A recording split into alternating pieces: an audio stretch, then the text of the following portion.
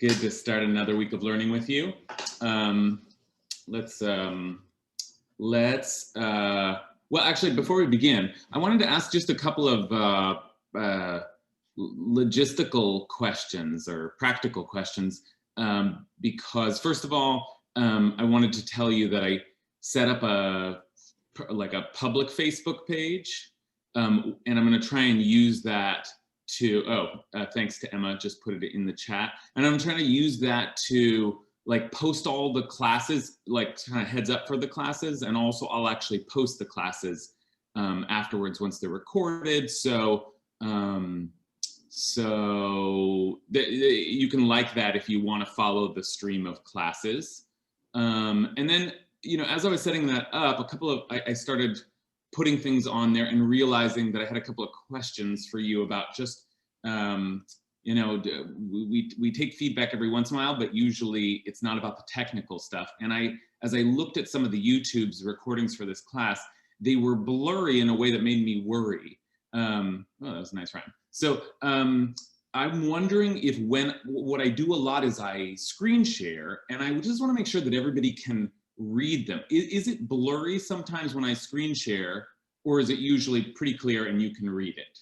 And you can unmute yourself if you have like very pointed feedback on this point. Is it generally good? Because it might just be a YouTube thing where like somehow when YouTube takes it over, it gets blurry, and that I don't mind as much. Okay, and then the other thing is I have this window behind me, right? Right. Is the glare bothersome? Yes, at noon. It is bothersome? Yes. Okay, all right. Yeah, okay, all right, well, I can't fix that for today. I like, it gives me a kind of like spiritual, Illuminati kind of vibe, but as I was watching it, I was also like, gosh, there's a lot of light there. So I will try to fix that. I'll get like darker curtains, but that's coming soon. Okay, anybody, like while we're in technical land, anybody want to say, oh, and you should also not talk so loud or something, anything? It might be worth reminding every so often about the raise hand feature. I see a lot of folks who raise physical hands and don't get seen. Awesome, that's a great point. And I should say it more often. So in order to raise hands, you go to the participants tab down at the bottom, and you hit it, and then you should see yourself in the I actually don't usually do this, so correct me, Jonathan, if I'm not explaining it right, but you should see yourself, and there's an option there near your name to hit a raise of the hand. And it's not quite near your name, it's at the bottom. At the bottom. Yep. Okay, great. Oh, yeah, great. Yeah, I'm probably not the best one to be explaining it, but Peter just did it. And you see Peter's got a hand raised. Can you also see the hand raised, or do I just see them? You also see them. Okay. The thing is, I look for people who raise their hands, but that I don't always see them. And if there are more than so many people in the class, then some of them are on the next screen, and then you might just happen to be on the next screen. I don't know what the algorithm is for that, and then I don't see you at all. But if you hit the raise hand feature, then I know you're out there, and I'll go searching for who else has raised their hand. So thank you for that. Any other technical notes? Okay, we'll fix this in the back. All right. So I wanted to start just by recalling a kind of a meme from the 1980s, before there were memes, and the meme was the welfare queen. Remember the welfare queen? I remember hearing about it, and I was a kid. But it was the 80s, and the 80s notably because it was Reagan that really popularized this term. Welfare moms, or the real sort of phrase became a welfare queen. So I see some people who are nodding. Can you explain to me, what was a welfare queen? What is a welfare queen? It's a derogatory term. Anyone? Susan? The welfare queen was a meme. Someone else? Hold on. Oh, sorry. I just don't know who's talking. Oh, so I'm going to call on Susan, and whoever else it was, I'm going to call on you next. Susan? Yeah, it was saying that the poor mom who had kids and who applied for food stamps and assistance for the children was doing it in order to take advantage of the system. And why didn't she go to work and get off her behind and do like what everybody else did? Good. Okay, that's I think an accurate representation of the way this phrase was used. There are these women out there, and I've seen a lot written about the way that this was, meant to, actually at the time, men were more often abusers of the welfare system, but that it was meant to characterize women as more like leeching on the system, Black women maybe in particular. But right, the idea was you should not use welfare just as your job. You should go to work, and the thought. So the welfare queen she was a queen because she wasn't just in need of welfare. She then she stopped working. She turned that into her job, and just sort of like, now I don't need to work was the slur, or was the idea. Okay, we got some responses to this already. Ken, I think did you have anything to add to that? No, you're good. And yeah, Elle? Some people thought, and still do, that women are having more children in order to get more money from the welfare system. And these people usually have a very unrealistic idea of how much people are making for each child. Okay, great. Yes, that was part of it as well. This is a queen who's deliberately birthing children in order to collect more and more from the government, right? Okay, so that was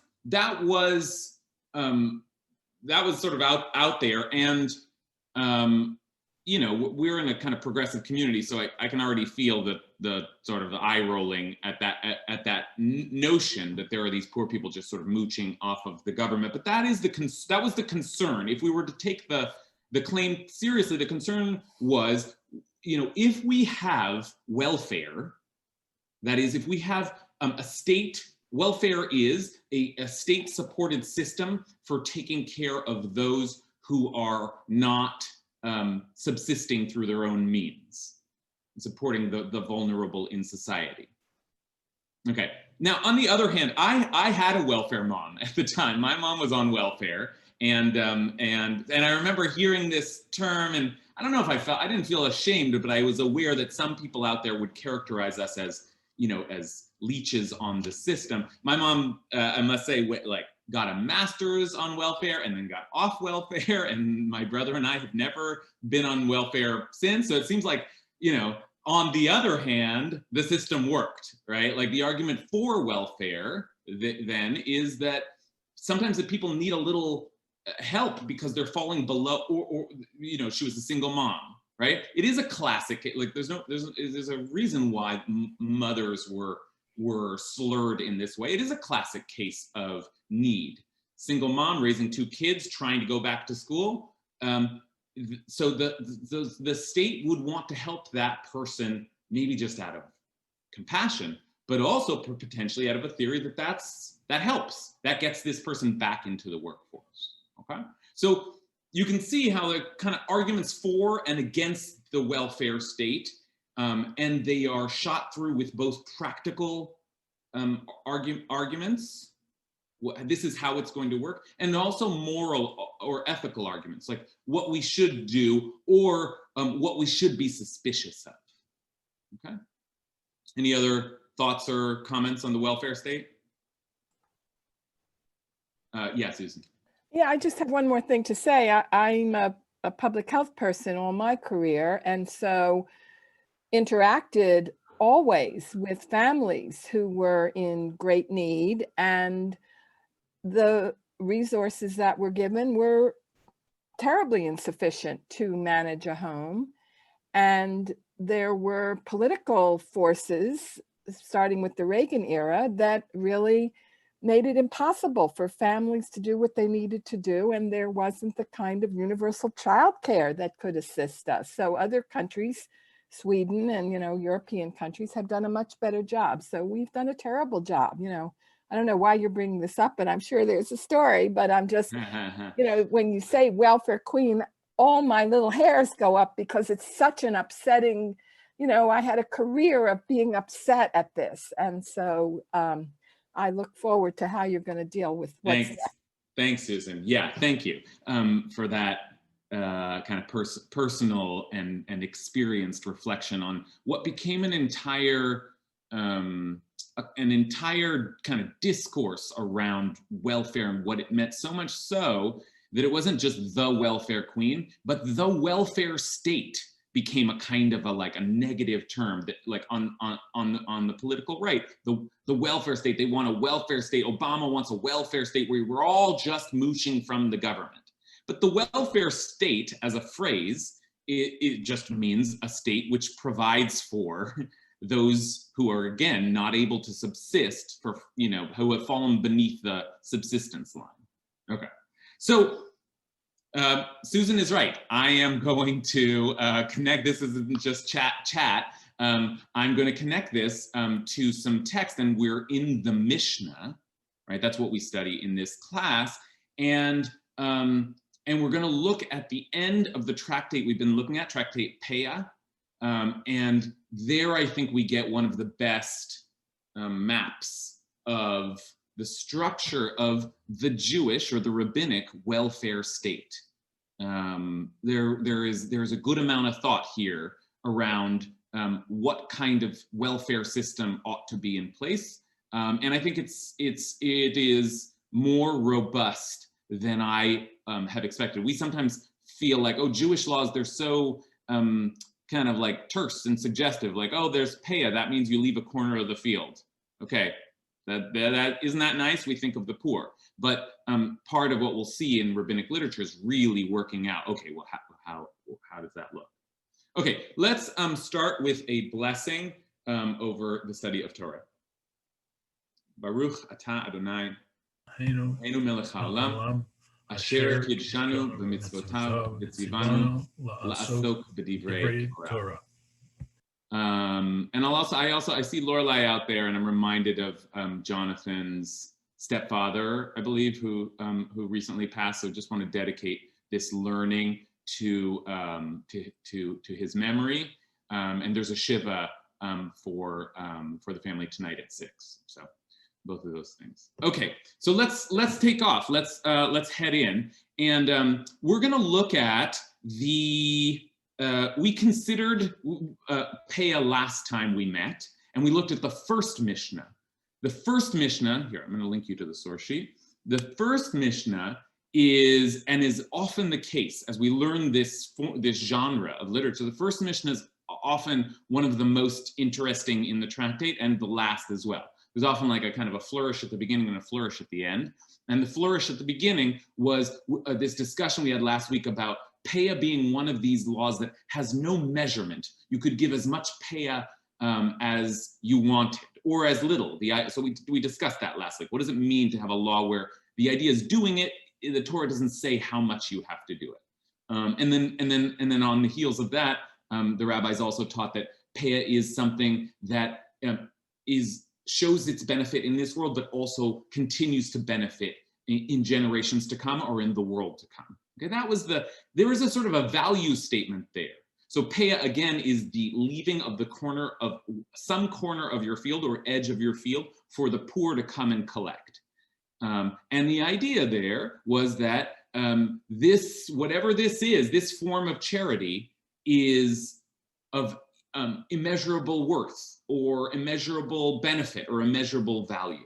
I talked about that. That was the value statement that opened our tractate of the Mishnah.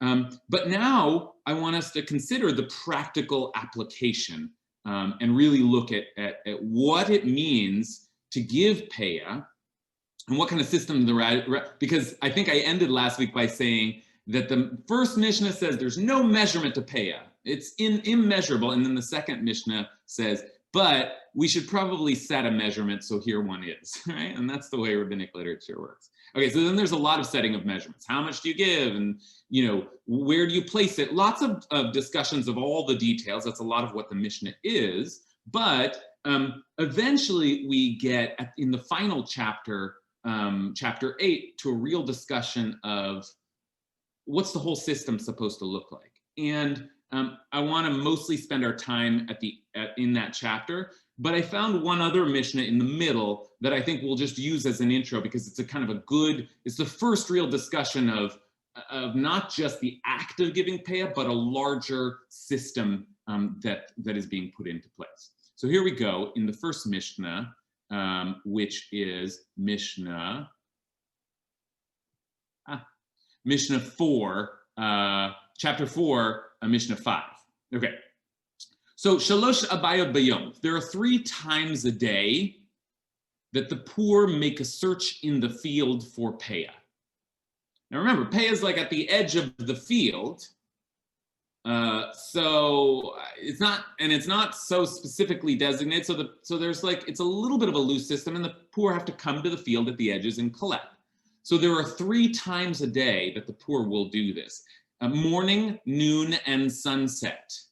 Shachar, chatzot, and mincha. So this probably reminds you, right? Probably a lot of people think, oh, that sounds a lot like what? Like the prayer service or the prayer system, where there's a morning, afternoon, and evening. But this one's more compressed into the day: morning, say noon, and afternoon. Okay. So, but that already is striking. Just like the rabbis set 3 times for prayer, so they set, equally as a law, 3 times a day when the poor would come and collect. Okay, morning, noon, and sunset. And if we had more time, we could look at the commentaries, but I'll just tell you that the commentaries suggest, the Maimonides, it's at the bottom of the page, actually, I think I included it, but the commentaries suggest that it's morning, noon, and sunset because the women who are nursing need to come and collect in the morning because they need to be nourished so that they can nurse throughout the day. That noon because younger kids and teens, they don't get up early in the morning and they may need to come and collect. And then afternoon because the elderly, it's hard for them to get to the field, so that's a time for the elderly to come. That I just want to say that gives you some indication, not just of a system being put into place, but also some classic categories of the kinds of people that will need to show up and how we can accommodate them given their needs and their schedule, right? Welfare moms coming along and being treated like people who have real pressing concerns. Okay, all right. That's just the opening, that there are these 3 times, 3 collection times per day, meaning 3 times when the owner of the field has to make available payah. Okay, now there's a debate, and this debate, I think, will take us right into some of the values tensions at the heart of this conversation about the Jewish welfare system. And the debate is this: Rabban Gamliel, the great figure of authority in that day, says these times were only set. Why do we have 3 times? Lest they reduce them. Rabbi Akiva said these were set lest they add to them. Okay. So what are these 2 concerns? Rabban Gamliel says we put 3 times so that there wouldn't be any less than 3. And Rabbi Akiva said, did I say it right? Rabban Gamliel says that. Rabbi Akiva says we did these times so there wouldn't be any more than 3. Can someone speak out? What are those 2 concerns? What's Rabban Gamliel worried about, and what's Rabbi Akiva worried about? And put it this, Randy! Hey, My David. beloved Randy. Hey, Randy David. is one of my dearest friends from up north, my former home. Hello, Randy. Hey, David. Good to see you, Rabbi. Hi, everybody. I don't have the screen share in front of me, but the first rabbi is Gamliel. Gamliel, I'll put it in front of you. Yeah. He's concerned that that the farmer, the landowners will be selfish. Correct. Correct. And Rabbi Rabbi, Gamliel is concerned that they will not give enough. There won't be enough times of giving. Yes, continue, Randy. and Rabbi Akiva, interestingly enough, is concerned that they will be too selfless, that they will give away too much, and therefore perhaps it won't be good for their business. Right. Good. Okay, you're right. Maybe they'll give too much. Maybe they'll give too little. And another way of framing Rabbi Akiva's concerns is maybe if we leave it open, then the poor will just keep coming, right? So that it isn't just, oh, they're worried you'll be too generous, but also that if there is no limit to how many times the poor can come and seek, the word, by the way, wasn't even times a day, it was 3 abayot, which is 3 requests a day, okay? So 3 times the poor come and you have to give it to them. So I think you're right, Randy, but I think there's more to the second concern, which is that Rabbi Gamliel is worried that people will be stingy and not come out at least 3 times a day. Rabbi Akiva is more worried that the poor will just keep coming and there'll just be no end to it, okay? So that's a fair, these aren't Republicans and Democrats, this is just 2 sides of an issue and a certain amount of tension that exists between making sure that there's enough services for the poor, but yes, a little bit of a concern that the poor won't be constantly drawing from the system in a way that is unmanageable, okay? Anyone want to add to that? Yael. Well, as I remember working on kibbutz, I'm thinking of a time about honor. The people working in the fields are actually leaving the fields at those times of day. So the people who are coming to get the gleanings, number one, would not be embarrassed, but also they wouldn't be interfering with the work of the workers. So they wouldn't, it would be a separate time just for them, but the workers aren't working. I remember we used to go in for lunch. So if the people were gleaning, they would come in. This didn't happen on kibbutz, unfortunately, but if the people were to be gleaning, they would come in. That would be their time only. And I think it has to do with this honoring them and also not having them be in the way. That's very, very very helpful and very kind of clearly put. Yeah, there is another way of thinking about what we just said, which is not who's suspicious of whom, but also just like how can we make sure that the system is kind of efficient and everybody has their space. You don't, just practically, you don't want poor people coming through, like the workers have to work the fields. And Yael suggests, and this is a values question, but it's also a practical question. Let's not have the poor people have to show up when everybody's at work watching them. Let's make sure there are designated times. So that's another way of thinking about it. Just there has to be some kind of system of distribution. There has to be some, we could say there's no measure to pay, but when we start thinking about poor people having to come and show up at the welfare line, so to speak, and have someone there to provide for them, well, we have to have some system in place. But you can see that there are immediately certain there are suspicions. There's a tension between those who are worried that the system will be too closed and others who are worried that the system will be too open. I'll just close this Mishnah by pointing out the last piece here, since it's here, which is a nice piece. They just record a case that the men of Beit Namer, that's not my translation, but in Beit Namer, the place Beit Namer, they used to have the poor harvest the payah with an aid of a rope, and they left payah at the end of each furrow. Now that's just sort of a weird, I had to look it up. Well, what exactly does it mean? But it is interesting. They recorded a case of a town where they had like a rope system where the poor could come and they would pull the payah in at the end of a furrow with a rope. Now, that's not so significant, except there's just a taste of them saluting people who made preparations and provisions for the poor to come and figure out how to get the payah. we got to think about that. We got to think about distribution. Okay, I think I saw Lorelai's hand out there. Oh, but I caught her walking away. Sorry. Are you still? No worries. I was actually going to defend Rabbi Akiva a little bit because even though my gut instinct was, okay, well, Rabbi Gamliel clearly has everybody's best interest in mind.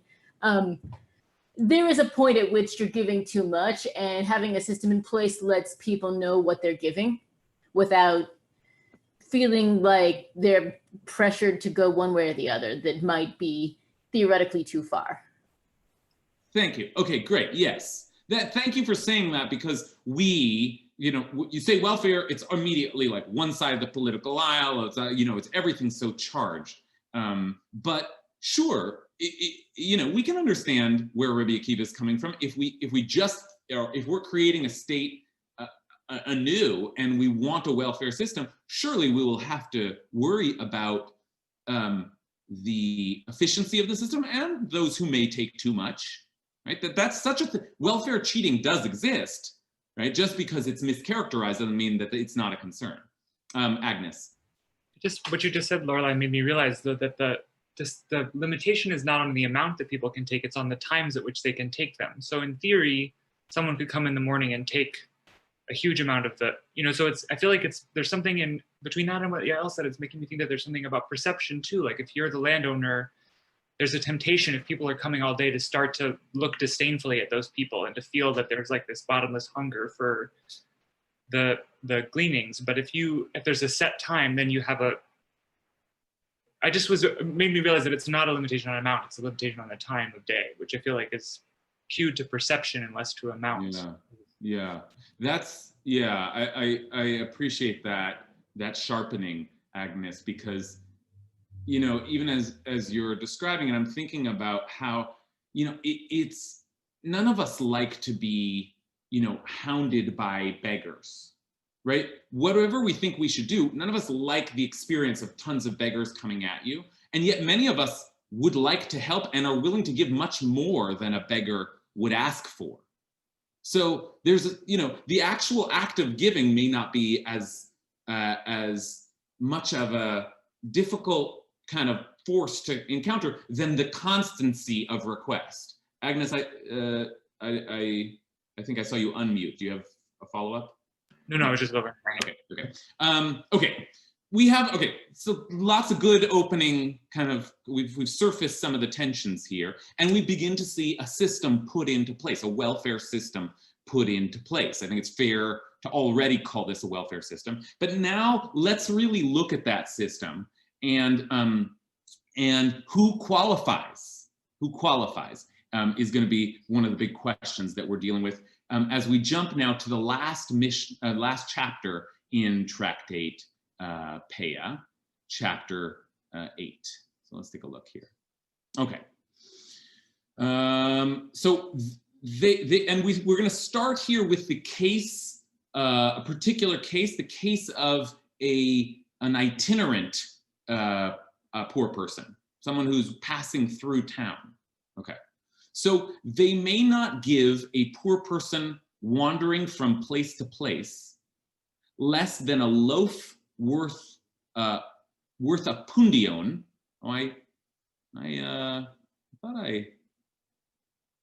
Okay, this here, I made this all like italics to segment this up, but a pundion is a unit of money, and a seah is a unit of measurement, and a sela is also a unit of money. Okay, so they may not give a poor person wandering from place to place less than a loaf worth a pundion at a time when 4 seahs of wheat cost 1 selah. Oh my gosh, I tried to figure out like all the measurements here and how many kavim are in a selah and all.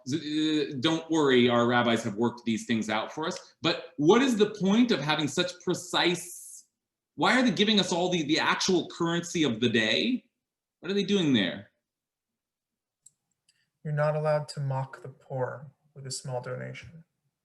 Okay, there is a minimum that you must give to someone who is passing through town. There is a certain amount that you can't say, oh, here's a quarter, right? And Yonatan puts it in an interesting way. You can't mock them with that. But mock, or whatever your intention is, there is a basic minimum that someone who is in immediate and desperate need, and it has to be, we have to take into account like what the prices are in the market and how much you have, but there's a certain amount that you should be able, and it's a loaf's worth, a loaf of bread's worth, right? Which the rabbis say is about 2 meals, okay? All right, and now the requirements are gonna, that one's the most technical. The rest I think will be easier to understand, but it gets interesting because a lot of thinking about this first case of the wandering poor person. So if he spends the night at a place, they must give him the cost of what he needs for the night. If he stays over Shabbat, they must give him enough food for 3 meals. Okay. So, and I've left the gender in there. I think they probably assumed it was a man wandering around. Okay, so all right, so the rule is if this poor person comes, he's entitled to a loaf's worth of donation. If this poor person is sleeping in the town, then he is entitled to enough to take him through the night. And if he's coming in on Shabbat, he's entitled to enough for 3 meals, because there are 3 meals over Shabbat. Okay, so can someone extract a principle here? What's the principle? What's the values statement about a kind of a traveling beggar? I think beggar is actually the best word in this case.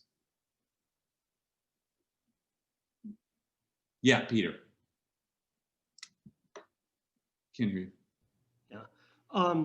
Well, it reminds me of a lot of these situations throughout history to the American South after the Civil War, where people are losing their land.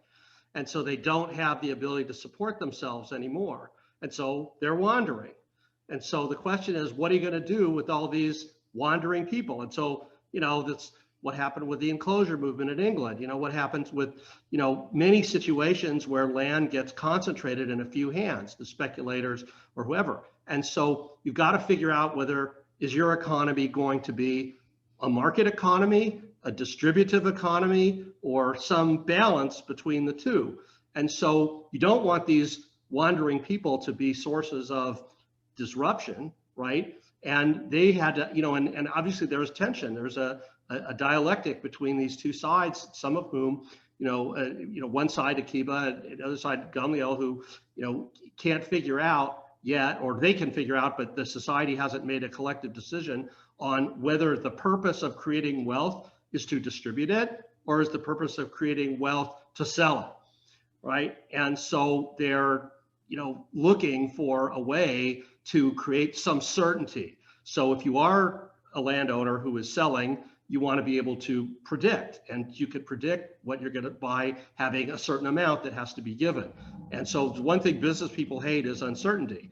But if there's certainty, if you know what the taxes are, you know what you have to give, then you can sort of plan for the next year. And similarly for the wandering person, right? The wandering person has to know if they, are they going to get something from this town or not?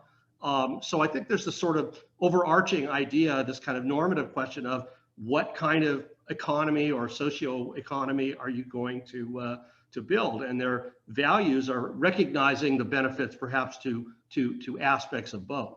Oh my goodness, that was so amazing. It's like great to have a law professor in the class. I mean, just like you just said more than I could have possibly ever said about this with cross references, but beautiful framing in thinking about all of the complications here that are implicit in setting up this system. And I just want to skim off the top the simplest thing you said, which is what you started with, which is just that this is clearly a society in which they are aware that there are poor that are not immediately within the jurisdiction, let's call it, or the domain of this particular community, and nevertheless those poor people they're part of the larger society, and there has to be some fund set up for attending to just like the homeless, like just those that are passing through. And there are services put in place for that segment of the population as well. And as we'll soon say, that's distinct from someone who is in your community and poor. Okay, David Yaroslawski?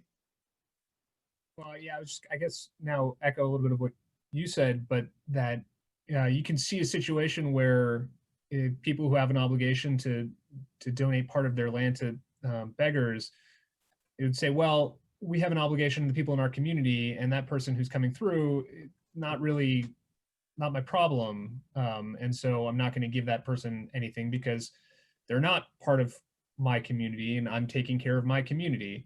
But with this obligation for the itinerant beggar, it's clear that, and if that were to happen, whole cloth, then that person who is a wandering beggar won't have any recourse, won't have any help. And so this is society saying on a larger scale, everybody is going to be responsible for everybody.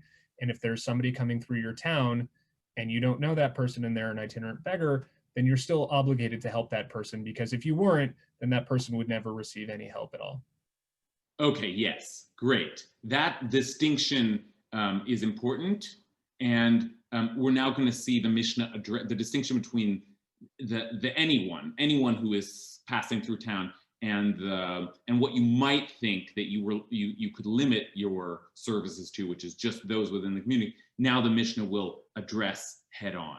So let's take a look here at where the Mishnah goes. Now, okay, this is what you have to give, but now there are some limitations put on that.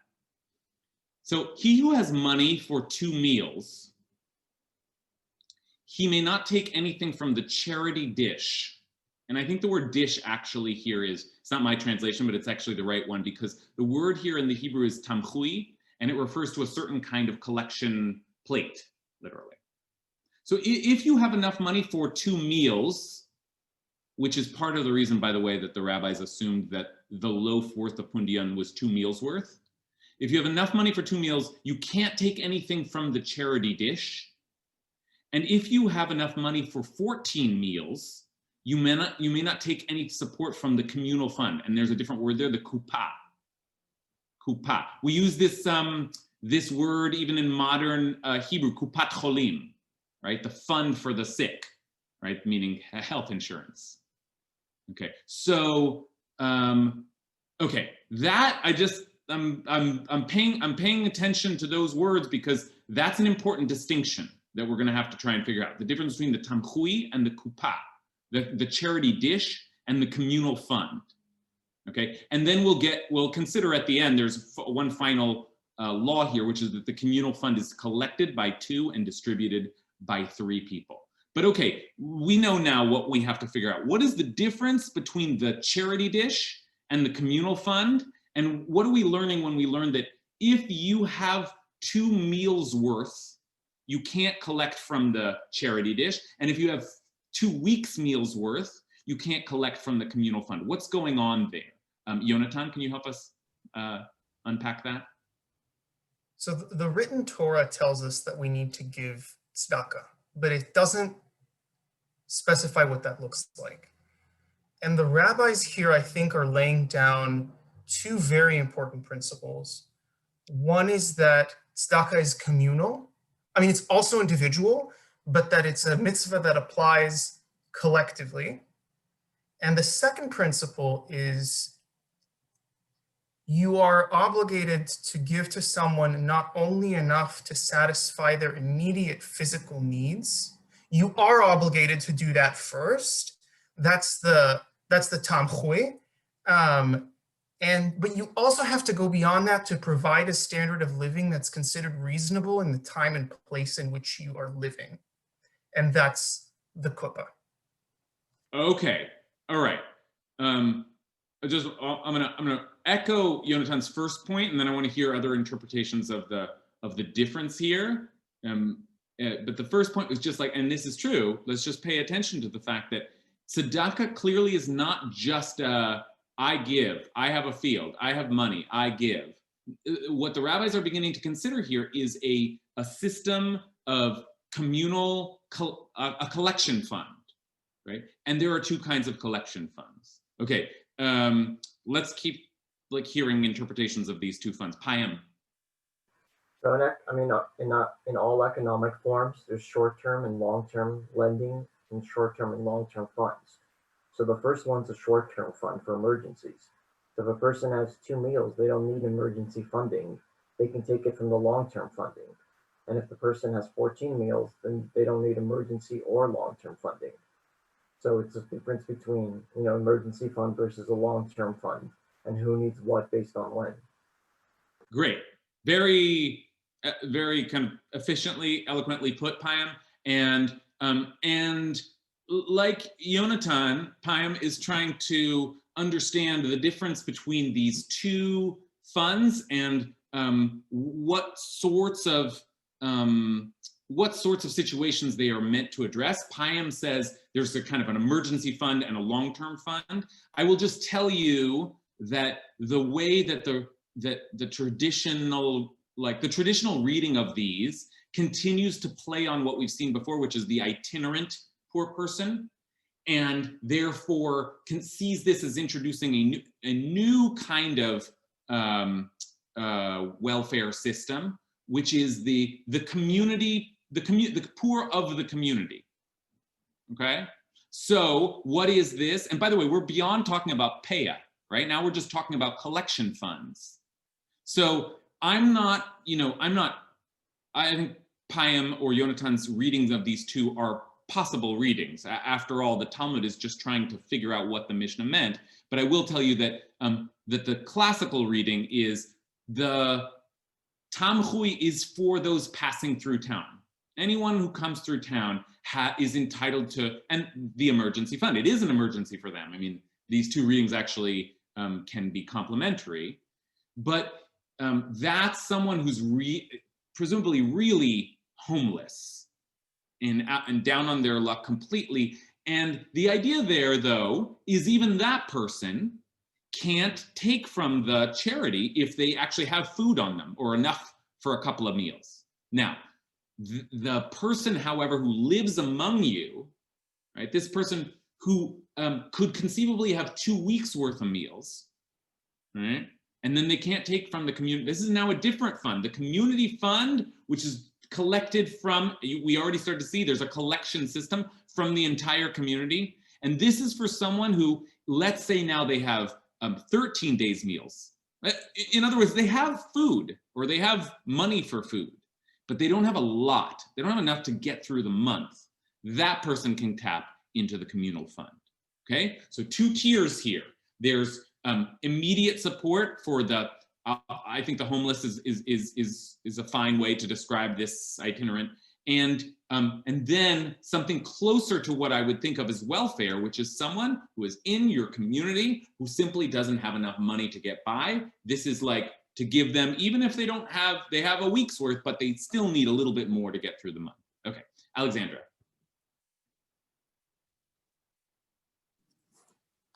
I'm very moved by this Mishnah. I think it's really beautiful that a number of things, that it's that there's like the line between hospitality and charity becomes blurred, and so people don't have to ask and they don't have to become beggars, and it becomes hospitality to someone who is passing through the town.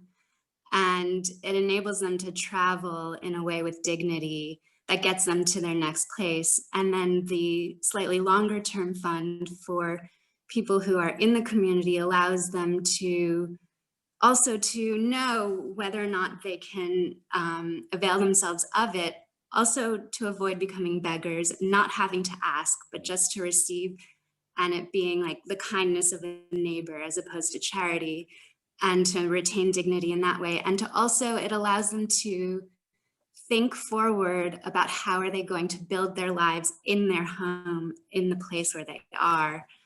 And I just think this is very beautiful. So thanks for sharing this Mishnah. And yeah, great. And thank you for describing that so in such a beautiful way, because that's right. What we are seeing here now is not just an acknowledgement that there are the wretched poor, the desperate poor, and of course we have an obligation to them. But it's in some ways the inverse of what David was saying. David was saying, like, listen, you don't just take care of those in your domain, you have to take care of everyone.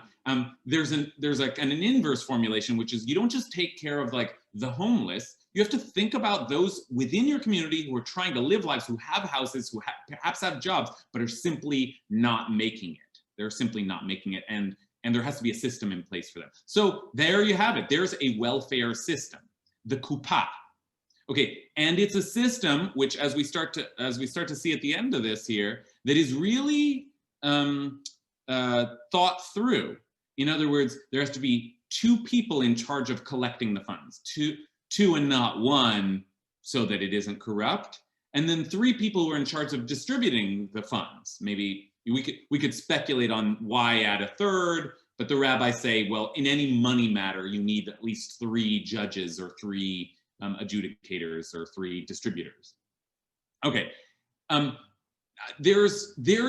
speaking of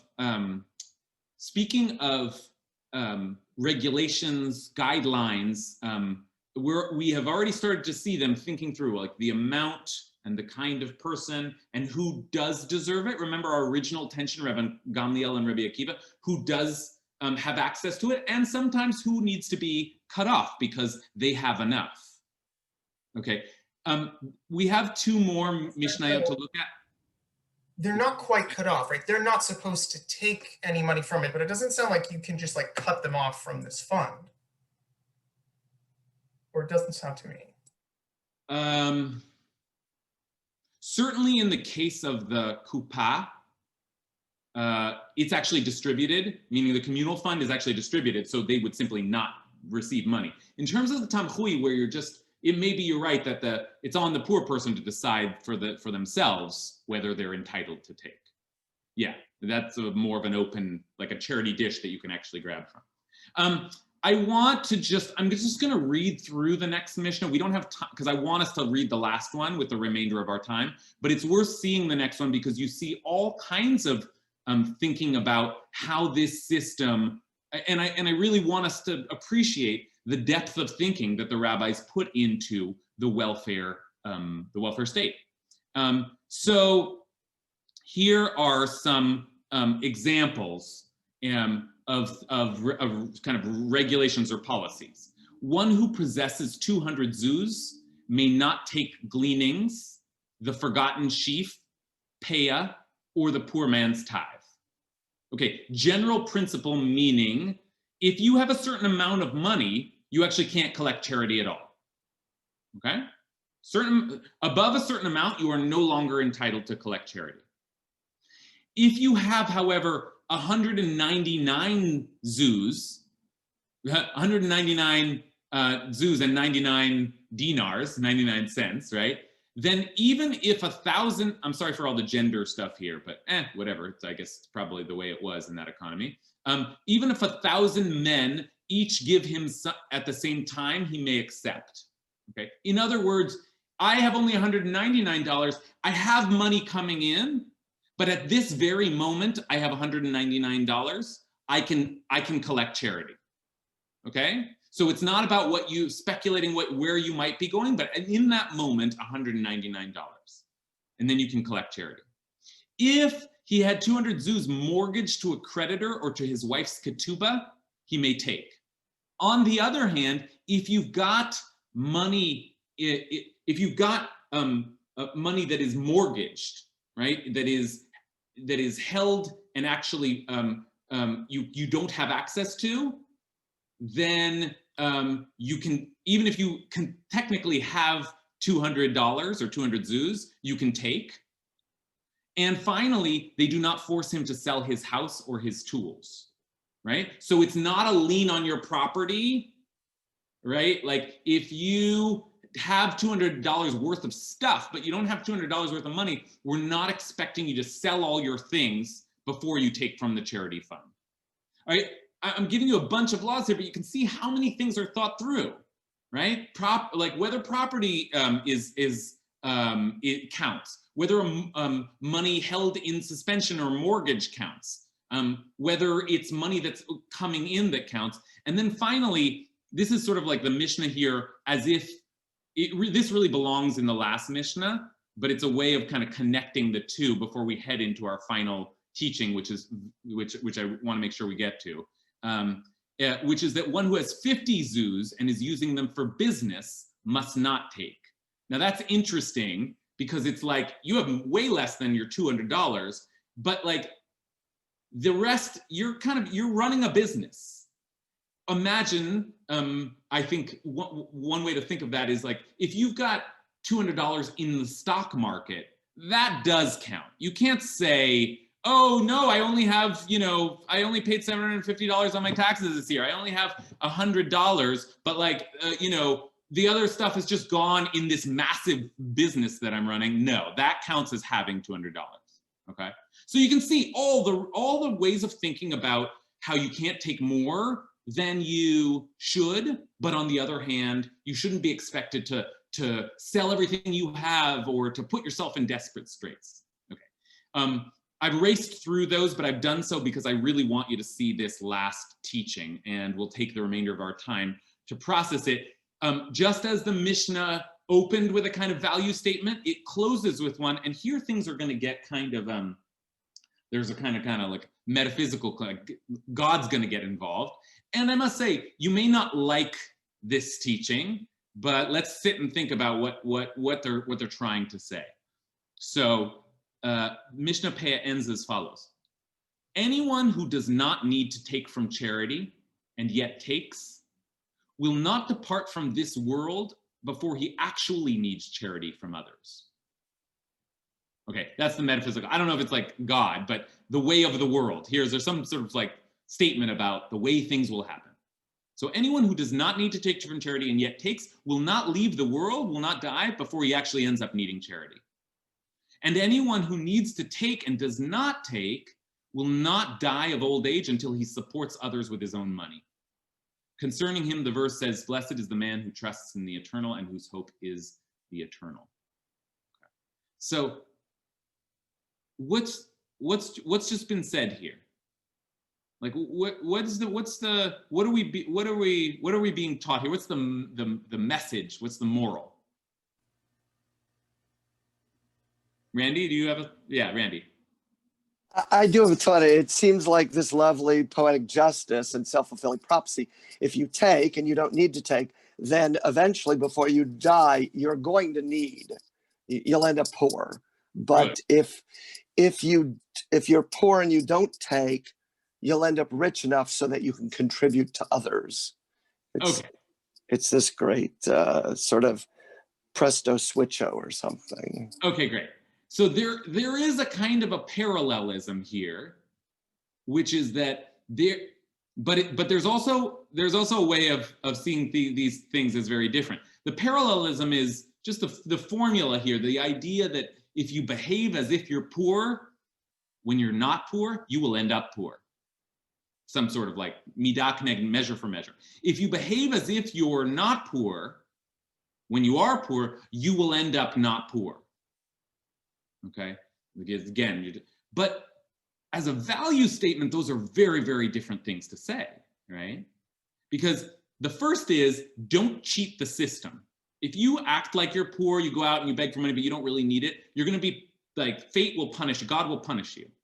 But the other one is sort of, I would have expected, I guess what I want here is the rabbis to say, but if you are poor, you should collect money because that's what it's there for.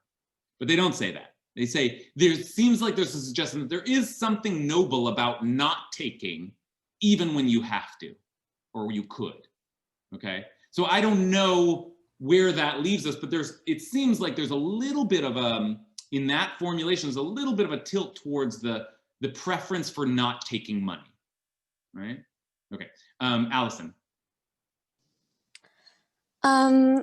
Yeah, so I see what you're saying with the preference for not taking money, but I think there might be, I'm reading a slightly different angle into it, which is that like, it's not pleasant to be really old and not die. Right? Like, there is a moment that we arrive at in our lives when, like, our time has come, and it's not, you don't want to still be alive past the time when, you know, your body is ailing, you've lost your friends, you know, like, I don't know that they're saying like, oh, it's a reward that you're going to not die until you've supported others with your money. I actually think that maybe the teaching there is that, like, there's value in giving also. And the poor person who doesn't take, even though they should, you know, they have a lesson to learn, which is that, you know, they were supposed to take in that moment because maybe somebody had to give in that moment. Oh, I love that.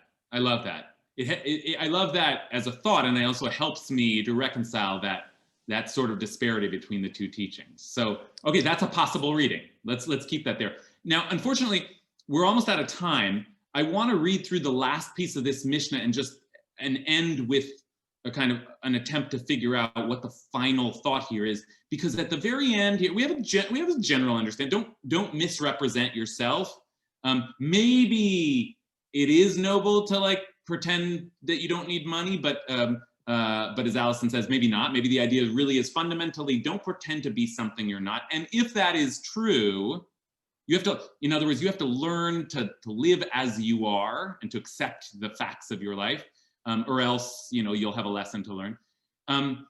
Take a look at the end of the Mishnah here, because now we're gonna, as Mishnah often does, we've said that. Well, let me tell you how else that principle applies, and it's sort of an interesting place to end up here. So all of a sudden it says, and so too a judge who judges in truth according to its truth. Shadan din emet lamito. Okay. What does that have to do with it? So that's another nice thing to do, but what? It's like not so clear what the teaching is.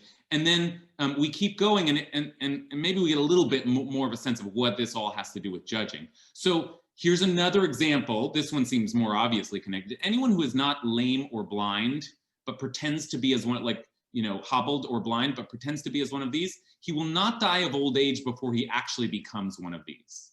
As it says, justice, justice shall you pursue.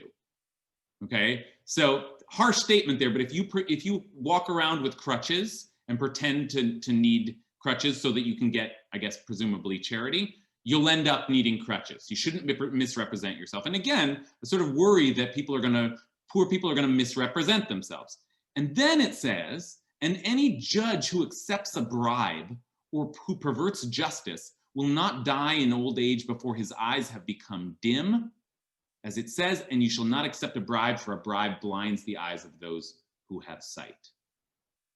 Okay, I want to end by asking you, what has all this got to do with judges? Because we do see that there is, you know, a strong theme there at the end that you should not misrepresent yourself, and that if you abuse the system, that you will be, you know, fate will punish you, or God will punish you for that.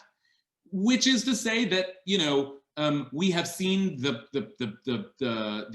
formation of a welfare state, but we also have seen a continuing concern around those who might take too much from it, or perhaps also a concern around those who might take not enough. But what does all this have to do with judges? Why mention at the end? And it's the same thing with judges who judge incorrectly. They also will be punished. Any thoughts on that final twist, Hannah? Well, I think Jewishly, judges and the judicial system is at the core of what we think of as ethical. And that's where we learn, or that's what we think of as a model for best behavior. And we're so consumed by laws. We're such a legalistic people in a lot of ways. And the fact that judges need to act in these ways that are not corrupt kind of models for us top down the ways that we need to behave. And so they're seen in a lot of ways as hierarchically at the top. Like that's where it comes from. It's not how we think of it now, but I think that's often how it was. And so if those are the people we look to for guidance, that's where we look to for who's doing things the way that we should be doing them. It starts there. And how can we be expected to act ethically if they're not acting ethically? Okay, beautifully put, as always, Hannah. And I want to end on that point, which is exactly as Hannah said. There is suddenly, after spending all this time thinking about, well, what has this person really got, and where is their money? Is their money in the stock market? Like, what's going on with this person's situation? Will they take advantage of the system? How suspicious do we need to be?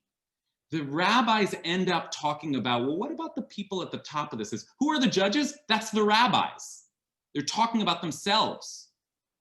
And so they end this long discussion of suspicion over those who, at the bottom of the system, as Hannah put it, who may take advantage of the system.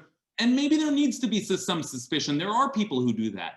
But let's remember that we should also be suspicious of ourselves and of our own motivations and the way we judge cases and the way we set up the system and how it benefits us and what our agenda is, right? Before you go judging welfare moms, right? Think about your own place in the society and make sure that you aren't guided by some agenda of your own where you're also manipulating the system, because you, the judge, are just as likely and just as suspected of taking advantage of the system as the one at the very bottom. And so I think Hannah's framing there is exactly right, that's the note that they end on, is like, yeah. It's important to have a healthy suspicion of, the ex-citizen who might misuse the system, but let's just remember we should be that if we're to be suspicious, we should be suspicious of all of our motives, because what we should be doing, all of us, is emet lamito, is seeking the true and the just way for everybody in this society. Okay. Truth and justice in this society. May it be so, huh? May it be so. All right, great learning with you today. Thanks, everybody. Shalom, shalom. Thank you. Bye. Bye.